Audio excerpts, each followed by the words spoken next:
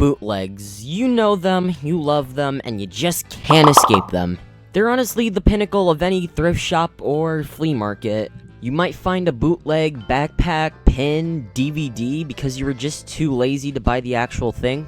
And then it turns out the movie was just filmed on an iPod and has terrible sound quality. But, have you ever heard of a bootleg film? And I'm not just talking about any bootleg film. A SpongeBob one. This, of course, is me referring to Spongebob In Tehran, and yes, that's actually what it's called. It's actually a little bit of a weird name. This movie started to gain a little bit of traction after a YouTuber named Pat Max showed it off in his bootleg DVDs videos.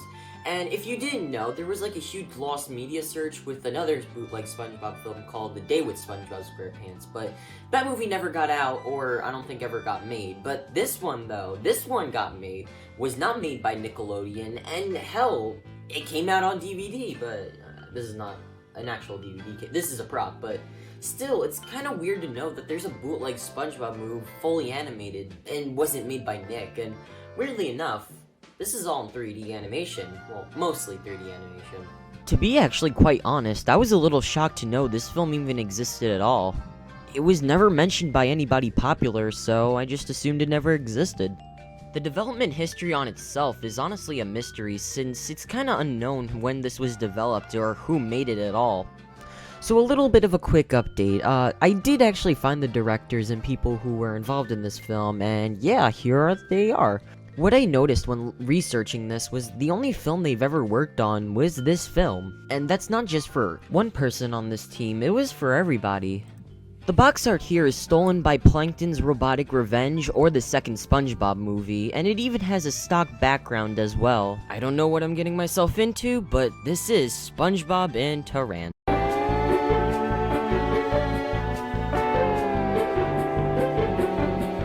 First off with this movie, it's completely in Arabic, and I have no knowledge of that language, but thankfully there was a subtitle version for me to read off of, which got taken down by Viacom, great. Well, first off, I need to address the elephant in the room, as this movie's completely, or partially done in 3D animation, but has a 2D background, which is kind of odd actually, and never seen a movie done that before. Actually, never mind. The characters here are pretty much done in 3D, but I don't know if that's a good thing, since we have moments like this. I'm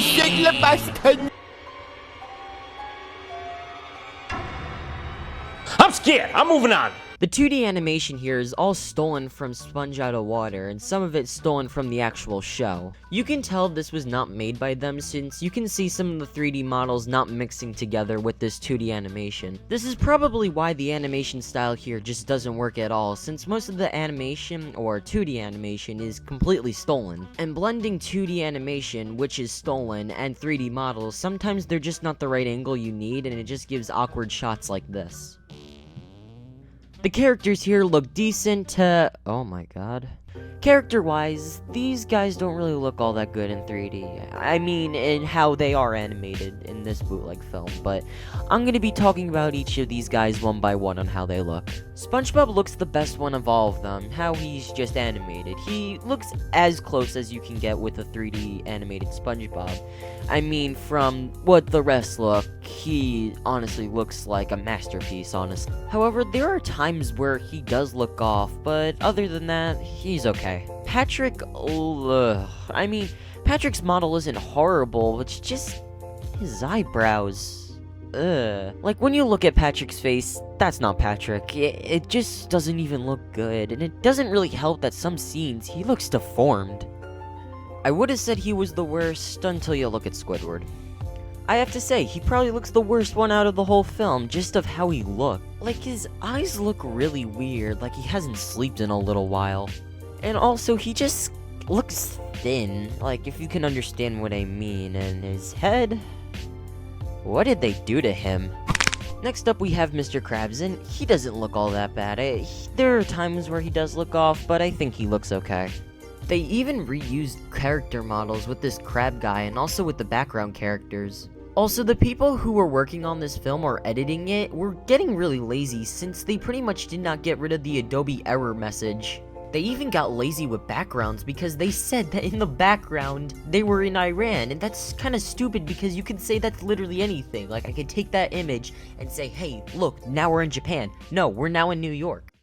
The characters in this film are actually kind of odd. The main cast usually acts accordingly and pretty much acts like how they would from the show. But then we have scenes like this.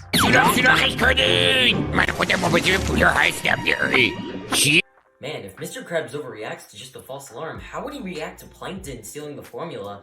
Ah ha ha! I got the formula. I better not rip it. Ha ha! Cause I'm ripped. Oh no, Mr. Krabs, Plankton got the formula. Don't worry, me boy. I've got an idea. Now that I got the formula, I can roll Bikini Bottom. Oh yeah, nice shot. We did it, Mr. Krabs. He won't be stealing me formula anymore now. I feel like the weirdest character of all is this cat detective. It looks like another bootleg character put into another bootleg film. They also have bootleg Mr. Krabs telling them where they have to go, but they do make a nice salinity joke here. However, we don't really have that many characters here. We only have a total of 7. Characters like Sandy, Gary, Mrs. Puff, Pearl are nowhere to be found though. But I feel like that has to do with some of the censorship laws in this country, since they're kind of odd, and that can honestly just be a topic on its own. If you've ever watched any Iranian bootlegs, you would know their shows are kind of weird. Like, they had a show where Mickey Mouse ended up getting stabbed to death. Oh no, I didn't make that up, that was real. Also, saying that there's 7 characters in this film is actually being kinda generous, since they pretty much all disappear throughout the film, until we're just left with these 3 guys here. And really, there's not much I can say about these characters, since they don't really have that much of a personality in this film. And while yeah, they do have the odd scenes, I really don't have to talk about them, since again, like I said, they do act like how they would in the show, but again, just kinda weird. Also, something funny I found was, for their credits, they used Disney font, because why not rip off 2 studios for the price of 1? Story-wise, though, I'll try to explain as much story as I can, since there's barely even a story here. SpongeBob runs out of secret sauce for the Krabby Patty, and when he runs out of it, Mr. Krabs gets rid of all the characters on what they should do. Squidward and Patrick accidentally find a tape and go to the movie theaters to play it. They play it, and they end up finding where the secret sauce is. They weren't given any directions on where this guy could be, so now they're just blindly looking in Iran for some random person. Now, this film really does sound similar to the second SpongeBob movie, since this does have the same setup of it. Going back to the movie, I feel like the film should have just ended right here. The rest of this film is just all filler. And it's so much filler. I honestly don't know what happened to the movie, since it actually had an okay start for its standards. Our characters ran out of secret sauce, they needed to find someone who would help them, and they found somebody, and they were off to go look for him. Then the rest of the movie is just this.